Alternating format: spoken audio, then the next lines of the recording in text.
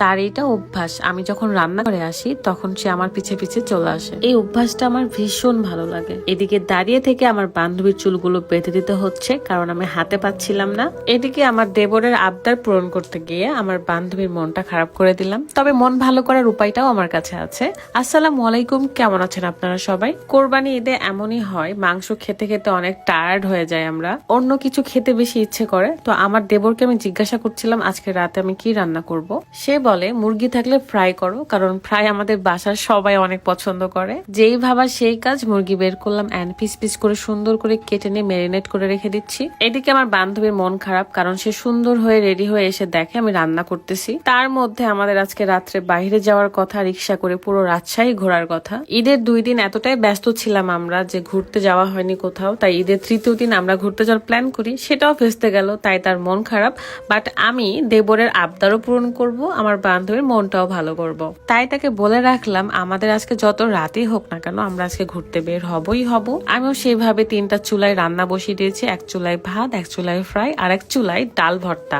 আমি এবার যে কোনো কাজ খুব দ্রুত করতে পারি। নিজের উপর কনফিডেন্ট ছিল যে আজকে আমার বান্ধবীর মনটাও ভালো করতে পারবো এন্ড দেবরের আবদারটাও পূরণ হবে। খুব সিম্পল করে ফ্রাইটা করছি। 2টা ডিম ফাটিয়ে নিয়েছিলাম, একবার ডিমের মধ্যে ডুবিয়ে তারপরে ময়দার মধ্যে ভালো করে চেপে চেপে ঝেড়ে নিয়ে তারপর তেলে ছেড়ে দিলাম। এভাবেই শর্টকাটে আমি ফ্রাই করি। আমার এত সুন্দর ভিডিওতে পচা কথা বলতেই চায় না, কিন্তু বলতেই হবে কিছু মানুষদের জন্য। আমরা নাকি কাজ কেড়ে নিচ্ছি, কাজ করা বন্ধ করে দিচ্ছি। ভাইরে ভাই, আপনারা যেখানে কাজ করবেন সেখানে আমরা ভুলেও যাব না। এই কারণে যদি আমার বড় বড় ব্র্যান্ডও ছেড়ে দিতে হয় আমি ছেড়ে দিব।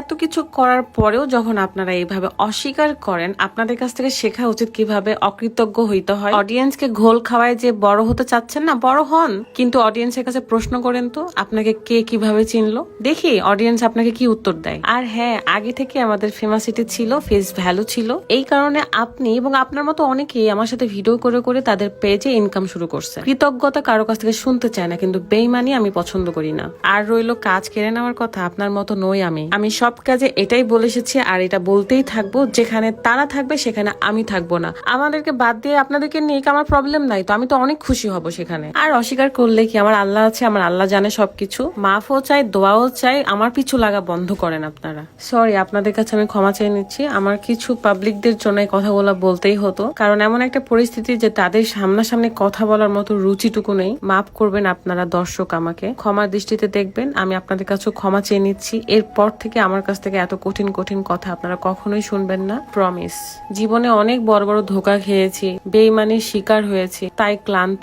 এইটা কি জানেন? এটা হলো ডাল ভর্তা। শুকনা মরিচ ভাজা এবং কাঁচা পেঁয়াজ ভেজে সুন্দর করে ভর্তাটা আমি করে ফেললাম। এন্ড আমি তাড়াহুড়ো করছিলাম কখন স্মৃতির কাছে যাব, সে ওয়েট করতেছিল। আর ফাইনাল লুক, আমার ডাল ভর্তা, ফ্রাই আরো ভাজি ভুজি সবই রেডি হয়ে গেছে। দৌড় মেরে গিয়ে জাস্ট ড্রেসটা চেঞ্জ করব আর স্মৃতির কাছে যাব তার চুলটা বেঁধে দিতে, কারণ সে রিক্সায় ঘুরবে। সে বলে যে চুল ছেড়ে রিক্সায় ঘুরবে না, জট বেঁধে যেতে পারে। এদিকে আমি বসে থেকে চুল বেঁধে দিতে পারতেছিলাম না, হাতে পারছিলাম না বলতে গেলে, এই জন্য দাঁড়িয়ে যাচ্ছিলাম বারবার। আর দেখেন কি কিউট লাগছে আমাদের ম্যাডামকে।